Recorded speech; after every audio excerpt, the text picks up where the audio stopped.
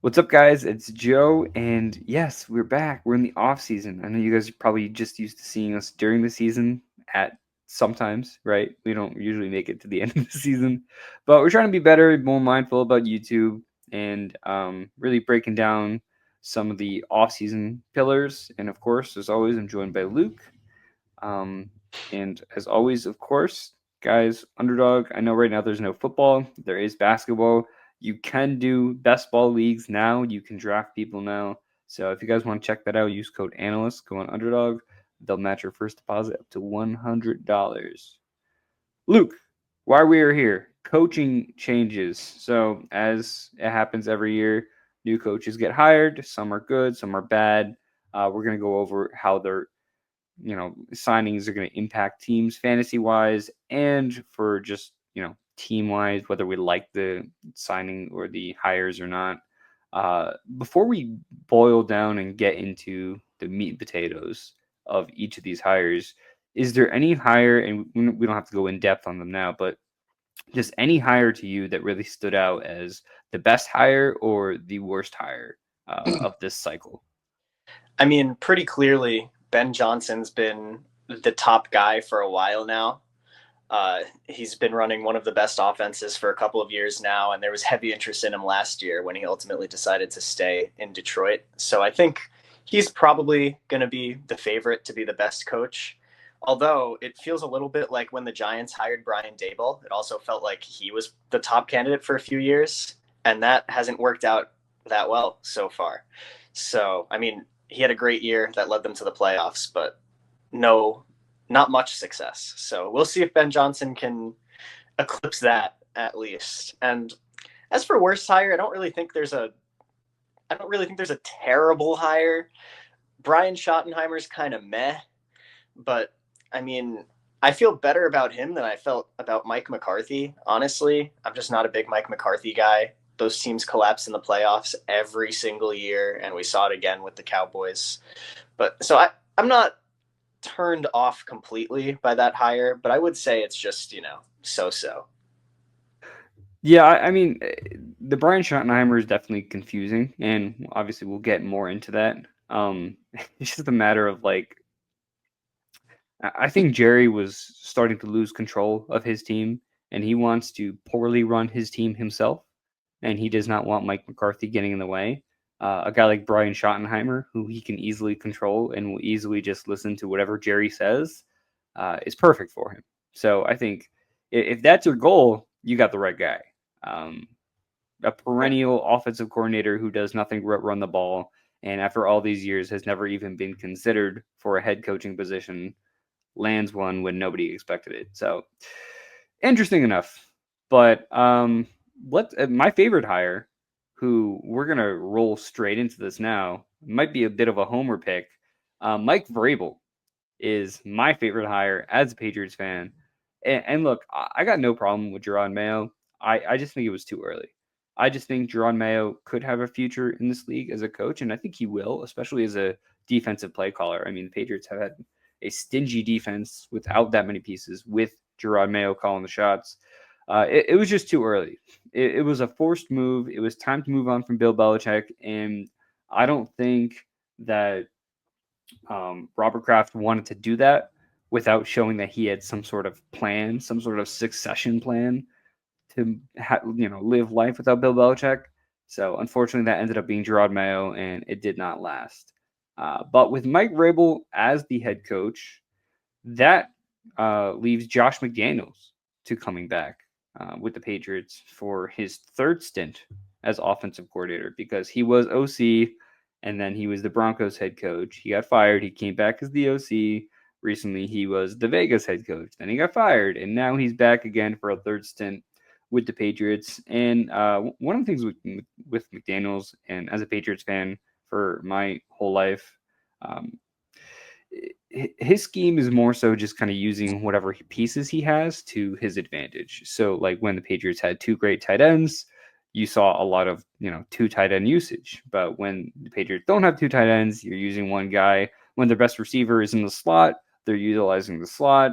But there is a lot of checkdowns and there is a lot of passing to the running back, and those kind of seem to be the two constants for this offense. Um, I like to describe Josh McDaniels as the guy in Madden who just like abuses the screens the whole game and like somehow wins. And let's just like running back screen to the left side. It's like you can't stop it all the time unless you're playing a very specific defense. And same kind of goes for the rest of the offense. So that's how I describe Josh McDaniels. What are your takeaways from Josh McDaniels or even Mike Vrabel just kind of leading this new age Patriots team? Yeah, well, as an outsider looking in, I suppose, not a Patriots fan, I think this move is all about the floor that this brings the team. They're probably going to be fairly similar to last year, but just with a higher floor, more wins involved, just better overall level of play. I think Josh McDaniels is an upgrade from Alex Van Pelt, who was their OC last year. I don't think it's a massive upgrade. I don't think he's some like offensive genius who's like 25 years old and going to change the league, obviously. But it's something, gives Drake May like a solid baseline. He's going to have an easy scheme to understand and be able to develop pretty nicely. And I feel similarly about Mike Vrabel. I don't think Gerard Mayo was a bad defensive mind or anything. It seemed like maybe he was in a bit over his head, especially some of the answers he gave to the media at times were a little bit questionable. I think Vrabel will have that under control. I think he'll have his guys fighting for him, and I think he's a great defensive mind as well. So I think just the floor on this team is raised significantly. Yeah, and even the defensive coordinator the Patriots hired, his name is kind of escaping me. I believe it was like Terrence Williams or Terrell Williams, something like that. He is a perennial defensive line coach for the Lions, well respected in the league. First time defensive coordinator. I think it's a great hire as well. So all around a great offseason so far from the Patriots. But if they don't get a wide receiver, this was all for nothing. Moving on to the rival of the Patriots, the New York Jets. Rival, I will say loosely because they haven't done anything. So Aaron Glenn hired his new head coach, speaking of the Lions, former defensive coordinator of the Lions, and he brings along with him Tanner Engstrand, the pass game coordinator for the Lions for the past 5 seasons. Now, Aaron Glenn specifically, for the Jets shaking their head, I feel like every time the Jets hire a new head coach, it's always a first-time head coach. I can't think the last time, the Jets hired someone and they were like, oh, not a first-time head coach. So this seems to be a perennial thing that the Jets kind of go through. Aaron Glenn himself, a leader of men, I fear in the interviews I've seen, he's trying too hard to be Dan Campbell. That's at least the impression I get when he's in the interviews. He's like, "We're gonna fight hard. We're gonna make sure these guys are doing what they want." It's like he's trying too hard to prove that he is and can be Dan Campbell. He is a former Jets player, so that's fun. But Tanner Eggstrand calling the offensive plays, I'm not. I'm not. I don't think this is going to be too crazy. I don't think he's going to have a bag of tricks like Ben Johnson did. But what I do think is that they're going to want playmakers at every position. One, so I think getting a tight end for this team is going to be a priority because right now they do not have any playmakers at tight end. Tyler Conklin is a free agent. Running backs, they have plenty. Wide receiver, they at least have Garrett Wilson and Devontae Adams for now. I don't think Devontae Adams is going to stay, but long story short, like this is, what we've seen from the Lions offense over the last few years is their ability to kind of attack you with every medium of their offense, whether that be Sam Laporta, whether that be the running backs, which have been a huge part of that game, or even wide receivers. Jameson Williams last year had a huge year, and Amon-Ra, as we all know, continues to have big years after year. A quarterback is going to be crucial for all of that as well. Right now, Tyrod Taylor is the expected starter for 2025, so kind of rough to see. Another thing I want to add too is obviously using multiple running backs is something that the Lions and Ben Johnson specifically did. And the good thing for the Jets is outside of Braylon, I almost said it. Outside of Breece Hall, they do have Braylon Allen and Isaiah Davis, who played very, very well as rookies. I mean, probably the two, great running back room right now with those 3 guys. So I wouldn't be surprised to see more of a share rather than Breece Hall being the ultimate workhorse. I think I covered everything, but do you have anything to add on this Aaron Glenn, Tanner Engstrand I mean, hire? You were just talking about Braylon Allen and Isaiah Davis, and I am similarly excited about those guys getting to play in a Lions-based offense, especially because, as you said, they had great rookie seasons, and that's with Aaron Rodgers at quarterback, who's a little bit notorious for not exactly being a fan of the rookies on the team. Kind of likes his players already having gotten going, having good chemistry with them, doesn't really appreciate the learning curve as much in game. So notable that those guys played pretty well last year with Rodgers at the helm. And then other than that, we've seen this with really good teams where their coaching tree just starts to branch down and you get teams just trying to copy them. Tends to not work very well. We've seen it work a couple of times. A lot of successful, for example, like former coaches under Kyle Shanahan have been successful. But we've seen alternatively, like the Andy Reid coaching tree has been a massive, massive failure. So I'm kind of scared seeing the Jets going down this road, especially their last head coaching hire was one of the best coaches of one of the best defenses in the league, and it didn't really work out. Brought over the offensive coordinator from that team, it didn't really work out. So I am a little bit nervous seeing them just going back to the mill and trying the exact same thing again with different dudes. But these guys seem like great leaders, and we'll see if it works out this time. They're like that girl from high school that goes after all the toxic dudes, and they just like you don't understand like why they just keep like why are you going after this guy? Like I don't like are you okay? Like do you need help? Not sure if that was a appropriate comparison, but here we are. Going to the next hire here, Nick Caley and Luke. You take the lead on this one. Houston Texans hired him from the Sean McVay coaching tree. What are your thoughts? Yeah, I'm excited about this. I think the Rams offense obviously works. I mean, we saw the Rams stay afloat last year with no Puka and no Cooper Kupp for a little bit of time, basically just entirely reliant on the run game. So this offense is stable and has worked around the league before. And I think that this is going to bring a level of continuity. I mean, Bobby Slowick, just last year, we were talking about him as a future head coach. I don't know what happened this year, but he came from San Francisco, which is where Sean McVay came from as well, under Kyle Shanahan at least. And I think so. Nick Caley coming in, probably bringing a similar scheme. I think the continuity will serve this team well. So they're undergoing a coaching change, but not necessarily a scheme change, especially with CJ Stroud and really the whole offense taking a slight step back last year. I think the blocking can use some continuity with some new guys in there, maybe, and hopefully get all these weapons back healthy and up and running again. Yeah, and healthy is going to be a bit of an issue for this team because right now, Stephon Diggs torn ACL. He is also a free agent. So there's a chance, even if he does return, he may not be ready for the start of the season. Tank Dell basically doesn't have a knee anymore. I don't know if he's going to play. It seems like he's not going to play in 2025. 2026 is in question of whether he'll be even be ready for that. So right now, this wide receiver room is Nico Collins, essentially. You still have Joe Mixon in that running back room. You have a handful of tight ends who I like personally, Brevin Jordan. I'm just going to throw that little shout out in there. I like Brevin Jordan. Also coming off an injury, funny enough. But what Nick Caley really does offer, if he's going to follow that Sean McVay, kind of route, is the Rams over the last few years have really targeted the wide receiver position. And that stayed true even this year, as you mentioned, without Puka Nacua and Cooper Kupp for some time or sporadically throughout the season. The Rams last year were last in targets to running backs at a 10% rate and the fifth least to targets to tight ends last year at a 15% rate. But they were first in targets to wide receivers at a 75% rate. The next closest was 71%, and I believe that was the Bengals. So this truly is an offense that runs through those wide receivers.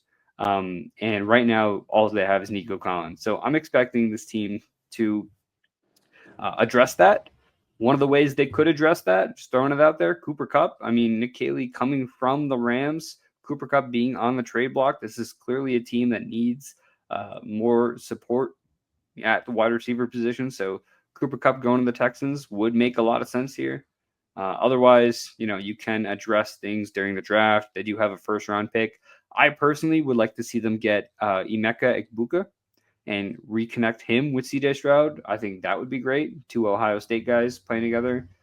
They kind of did something similar last year with Cade Stover. They took him in like the second or third round just because of his familiarity with CJ Stroud. So wouldn't put it past them to do that again. So yeah, I mean, this is at the very least a bump for Nico Collins, because no matter who they add, he's, last year there was like, oh, is Nico Collins going to be the guy? Is Stephon Diggs going to be the guy?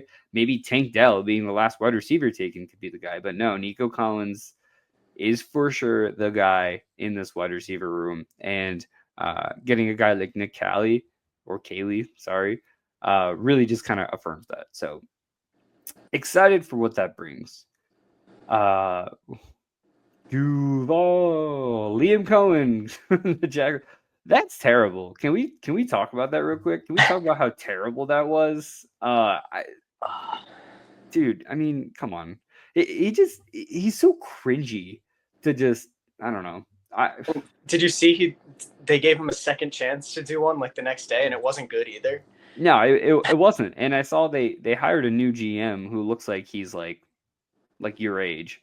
And he all the comments were like he built out a Madden franchise for like 3 years in the game of the job.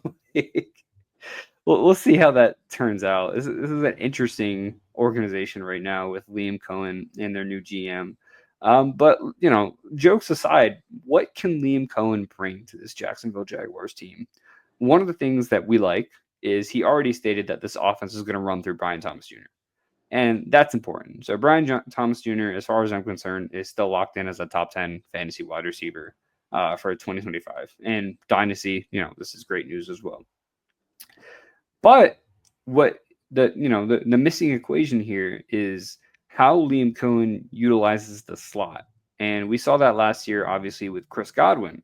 Chris Godwin, the year before, did not produce nearly as well as hoped. But with Liam Coen, he was able to pick it right back up from where we hoped Chris Godwin would. And he was a top 5 wide receiver for fantasy until he, again, got injured. So what does that mean for this Jaguars team, and who can kind of fill that role? Because we know Brian Thompson is going to play mainly outside. He only played 27% of his snaps from the slot last year. But Christian Kirk, who's only 28 years old, by the way. I feel like people are already writing off Christian Kirk as like a 30-plus career over kind of guy. He's only 28 years old. He played 77% of his snaps from the slot. I think his career is far from over. And healthy going into 2025, Christian Kirk may be a steal. Maybe if you're in a dynasty league, if you can throw a third as someone for Christian Kirk, who might seem as trash at this point, I think it might be worth it. But yeah, I mean, Christian Kirk, someone to keep an eye out for this offense. I also think this is good for Travis Etienne because from what I saw with Tampa Bay, Liam Coen likes versatile running backs. Bucky Irvin can do just about everything. And because of that, he saw a larger role. Travis Etienne is a much more capable pass catcher. He can do it all. He's just really coming off a bad year because the year before he looked like a stud. So I think this also does bode well for Etienne. There's probably still going to be a mix of running backs here.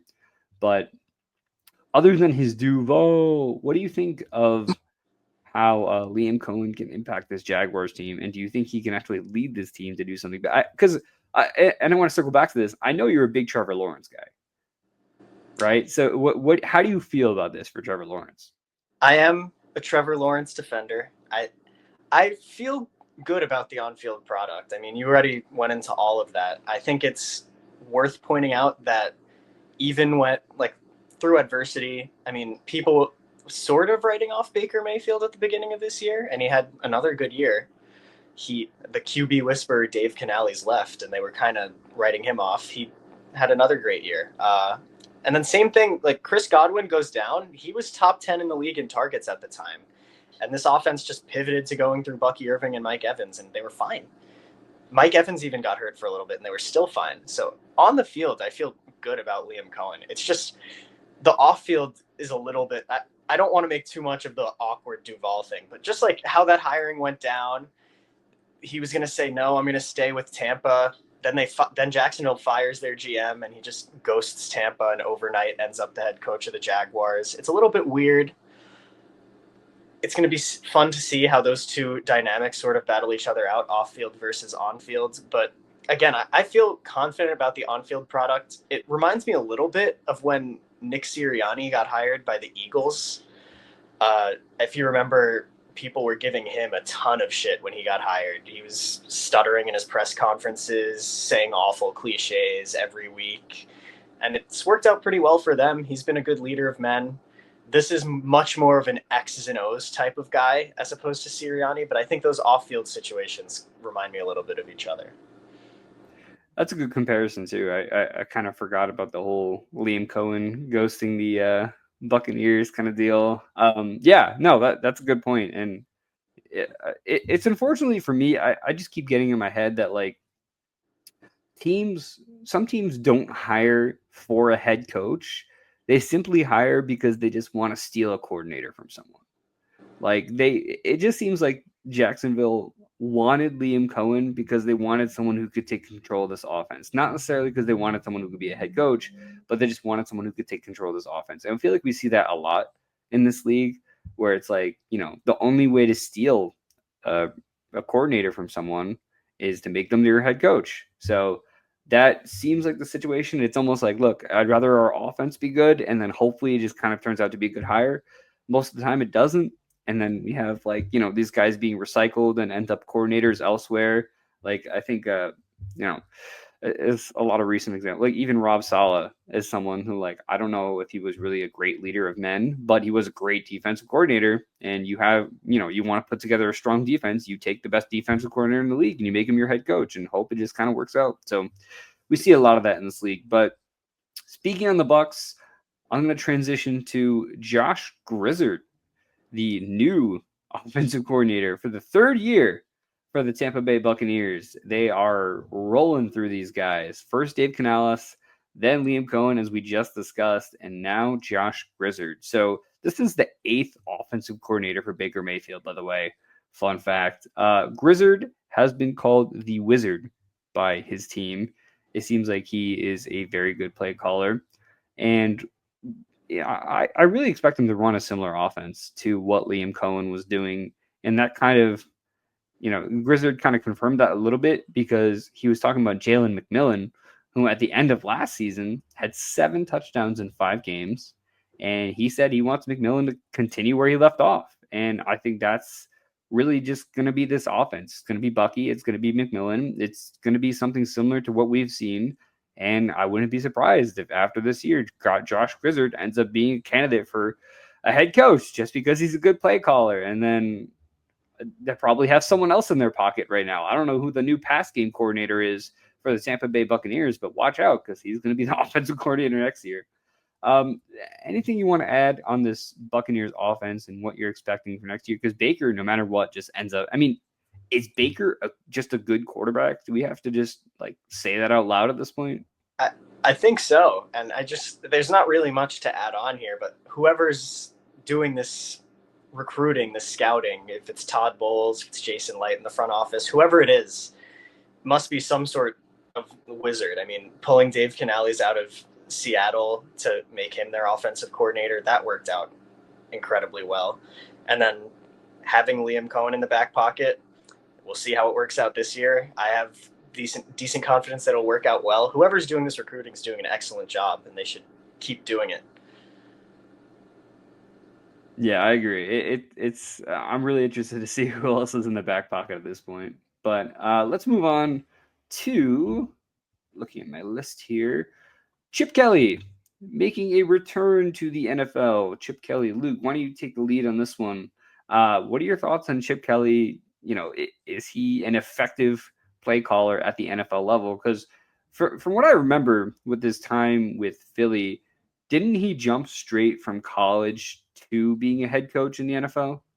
I believe so, yeah. And I feel similar to how I feel about Josh McDaniels in New England. I guess a little bit down of a downgrade in that aspect, but it feels sort of similar.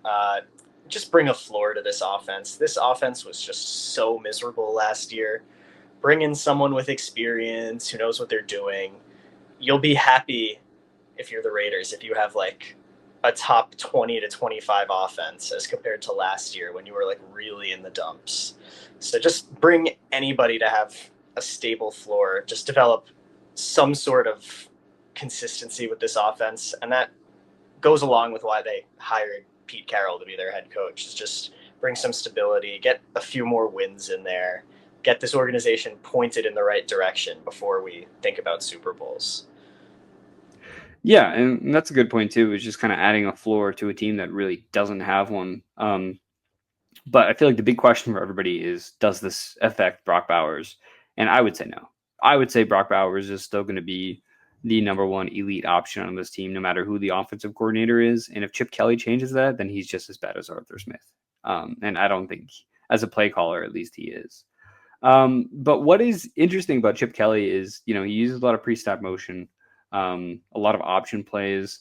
I saw that because I've been watching Travion Henderson and Quinshon Judkins tape for the post that we've been doing on the rookie reviews.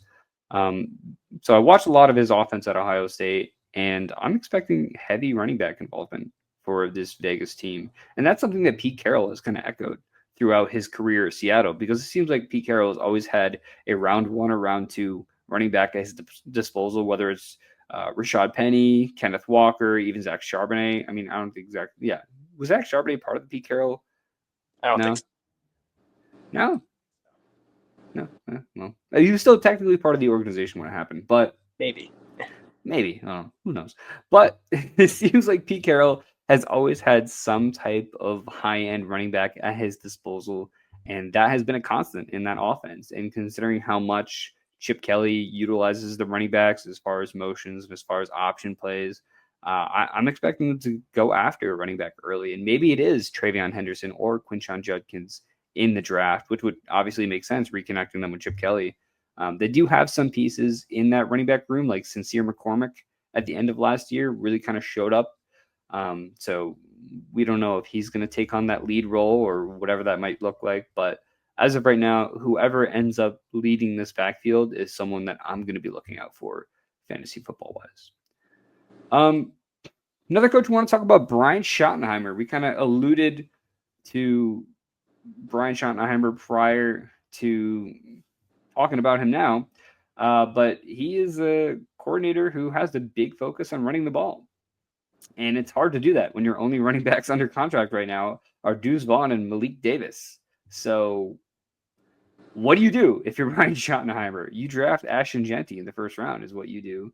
And if they do that, watch out. He's going to be probably a top 5 running back in this league. But what I will say is Brian Schottenheimer, staying as the offensive corner, play caller / head coach now, he's affirmed that he wants to run the ball. I felt like Mike McCarthy at points over the last year was like taking play calling away from Schottenheimer and kind of like, oh, this week I'm calling the plays. Next week I'm not calling the plays. Kind of felt like that push and pull situation with McCarthy. But with Schottenheimer getting the reins, this is going to be a run-focused offense. So this does hurt CeeDee Lamb a little bit. And when I say it hurts CeeDee Lamb, I mean he's not going to be the number 1 wide receiver. He'll still be a top 10 wide receiver, but just don't expect, wide receiver 1 numbers like we had the year prior. I think of it like A.J. Brown and the Eagles offense from this past year, where it's like, you get Saquon 30 touches a game. Unless A.J. Brown has that long touchdown, you're kind of not super excited about what he brings to the table. So any other takeaways from this Cowboys offense with Brian Schottenheimer? I just, again, on Ashton Jeanty, it feels like almost a slam dunk 100% certainty that the Cowboys pick him if he falls to them at this point. I don't see how they don't. I remember when the Cowboys picked Ezekiel Elliott, and this feels exactly the same as that, like almost to a T. So I would be absolutely stunned if he's on the board and the Cowboys don't pick him. See, I've learned to never be stunned with anything Jerry Jones does, because he just recently, especially, he's had a tendency to just implode his entire team. So we'll see. Next person we want to talk about here is Ben Johnson. We've already alluded quite a bit to what his role could look like as the new head coach of the Bears. I'm expecting them to take a running back early. And that kind of plays into, the double running back that he ran with the Lions last year. I think it's also a situation where you don't feel 100% confident in DeAndre Swift and having a compliment to him. Maybe, I think the Bears have 2 early second round picks. So I don't expect the Bears to take like an Ashton Genty or anyone in the first round, but they could be in a position to take a Caleb Johnson and Marion Hampton, Travion Henderson, someone like that in the beginning of the second round. And I think that'd be a very good pairing with DeAndre Swift. He's going to bring his trick plays. I think this is also a really good step up for Rome Odunze, someone who had potential to be part of that big 3, which has really just turned into the big 1 with Malik Neighbors between, Rome, Marvin Harrison Jr., and Malik Neighbors. I think he could take a step forward this year. And we don't know the situation with Keenan Allen yet. He's still in his early 30s. He might come back to the Bears. He might not. But if he doesn't, I think Rome Odunze is going to be a steal in 2025. So any other things you want to throw in about Ben Johnson? On Rome Odunze, I'm in the middle of a long-term dynasty draft right now, and somebody picked him in the 4th round of that dynasty draft. So I think he's a Bears fan, but that goes to show you what they think of Ben Johnson. And I wouldn't be doing that, but I have confidence in Ben Johnson. I think what happens with DeAndre Swift will be interesting. I've been sort of making fun of DeAndre Swift for years now with you, and we'll see if Ben Johnson really likes DeAndre Swift. He already kicked him out of the building once in Detroit, so we'll see if it happens again. That's exactly right. Reuniting with DeAndre Swift, who he did coach with the Detroit Lions. So interesting situation. Moving on here, we have the new head coach of the New Orleans Saints, Kellen Moore. And this is another situation where I really just talked about it before with Liam Coen. It's like, you just wanted the coordinator. Kellen Moore, I really don't imagine as a head coach. He does not seem like the type of guy who's going to lead this team. But here he is, and he's the head coach of the Saints. It didn't really seem like a job anybody else wanted, honestly. Kellen Moore offense, obviously coming from the Eagles, this offense is predicated on not being easy to decipher. This is an offense that if they need to run the ball with Saquon 30 times a game, they can. And if they need to pass the ball, they can. So that a large part of that was also Sirianni, helping out, calling plays and such. But for this offense to work, the Saints need more playmakers, right? Like you got Alvin Kamara, Rashid Shaheed, Chris Olave, if they can even stay healthy. And then outside of that, I mean, Taysom Hill is probably not going to be in the picture. It sounds like they're designating him as a June release or whatever the case may be.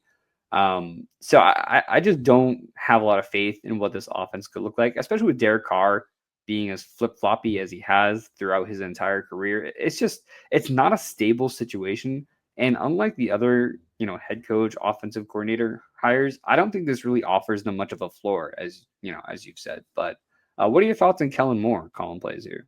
You alluded to the fact that it seemed like he was the only one who wanted this job, and you alluded to the fact that they needed more playmakers, and that's exactly why.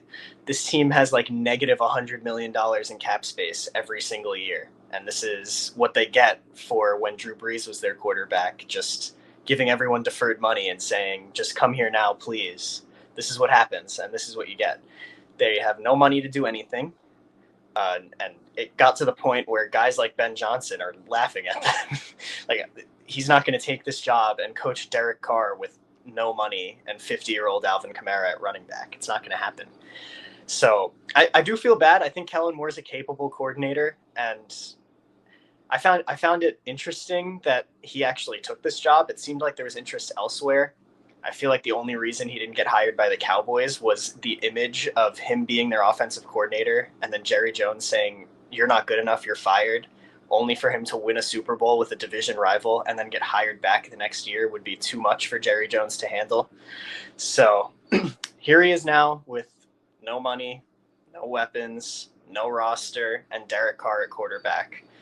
It feels like it's destined for disaster, but we'll see if he can prove me wrong. I think, again, he's a capable coordinator. I just can't possibly see the pieces being there. Yeah, and that's when it really, becomes messy too. They're going to have a very good draft, I think, is what it boils down to. And they're going to have to sell off some pieces. And it's a weird position too, because it's like, a lot of these teams get stuck in purgatory where it's like, all right, we have Derek Carr. Are we in rebuild mode? Are we trying to compete? Like, I'm not sure what the hell we're actually trying to do, but we're just rocking with it. And that's a terrible position to be in.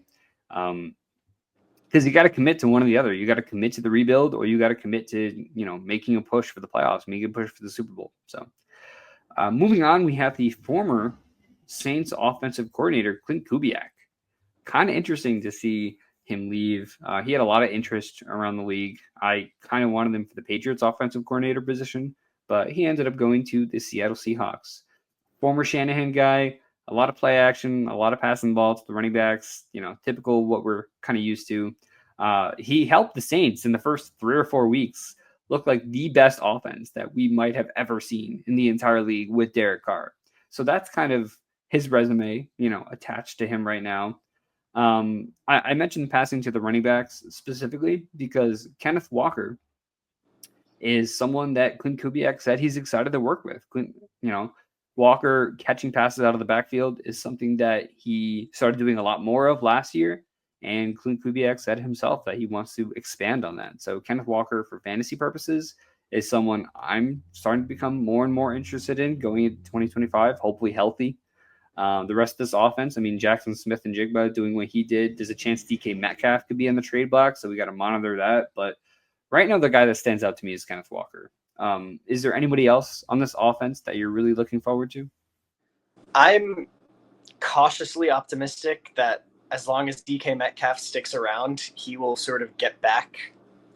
Maybe not to like being the only focal point of this offense, but being like the guy in the passing game. We saw Chris Olave look good in the Saints offense, and I think DK Metcalf, he's obviously a physical specimen to say the least, but he's fast, and that's really what I'm getting at, is playing on the outside and being fast is kind of what Chris Olave does for the Saints. So I can see a little bit of a parallel there. And just for the Seahawks as a whole, I think this is the type of hire you're going to have to go with when you commit to having one of the best defensive coordinators in the league become your head coach. Is you're going to run through offensive coordinators, so you got to hope you find a good one and hope it sticks. And this feels like one of those where they might have a guy here for a couple of years before someone hires him to be their head coach down the line. Yeah, and hoping that's the case. Right now they're still rolling with Geno Smith at quarterback, who has been playing pretty well. But Geno Smith also kind of feels like one of those purgatory quarterbacks. Like, is he the kind of guy that's going to get you over the hump? Do you trust Geno Smith to like make a Super Bowl run for your team? Or is he just kind of keeping the team afloat? And what it does too in this purgatory thing is like, you're not getting a top 5 pick, right? Like Geno Smith prevents you from making the playoffs, but Geno Smith also puts you in that 15 to 20 pick range in the NFL draft. So you're always going to be out of position to draft a quarterback high, one. And two, you're just going to have to keep dealing with mediocrity until, it either works or it doesn't. So it's a tough situation. Also on DK Metcalf, real quick, he, in the first, I think it was 8 weeks or 9 weeks, he was averaging 9 targets a game. And then he had that MCL injury. And really after that point is when his production dropped off. So going into 2025 healthy, there is a chance, as you mentioned, that we do see the old DK Metcalf make a return. A couple names I want to hit on here that we didn't really talk about all that much. John Morton, new offensive coordinator for the Lions, filling that Ben Johnson role. Literally one of the things he said was it would be crazy to overhaul the playbook. So I'm expecting about the same type of offense. Probably less trick plays. Dan Campbell, he said he mentioned to him, he's like, oh, if he wants a trick play, I'll give him a trick play. But I don't think it really works like that. I think it's more of a situation where you got to be prepared. You got to plan this out. It's not just like, we'll just write up a trick play in the middle of the day. Like, there's creativity that goes with it. So I'm expecting less trick plays, if any, and more so just an efficient offense. Also, Kevin Patullo, new offensive coordinator for the Eagles, promoted from within, first time ever calling plays. He's been with Sirianni and multiple teams for about 8 years, and he's been the team's pass game coordinator since 2021. So we know Sirianni's going to have his hand on this offense no matter what. Patullo is going to have his chance to kind of come in and call plays. I'm not expecting too much of a different offense, especially with Sirianni with his hand in there. And the last one I want to talk about is Tommy Rees. He is the new Browns offensive coordinator, which means about nothing with Kevin Stefanski calling the plays. So not really too much of a reason to talk about any of these guys, but that is going to do it for this coaching recap. We plan on doing a couple more of these videos during the offseason. A free agency preview is probably the next one we're going to do, as well as a free agency recap. We're going to have a big month in May as far as going over a lot of these rookies. I know Luke's been watching some film. I've been watching a good amount of film. He's been doing some reviews. I've been doing some reviews. We're getting through it. We're learning more and more about these players, and we're excited to share that with you guys. So keep those in mind. Lastly, again, check out Underdog. Use code ANALYST. It's going to match your first deposit up to $100. Luke, any last words for the people? No, thanks for watching. Keep nice it coming. and simple. Love it. All right. See you guys and talk to you next time.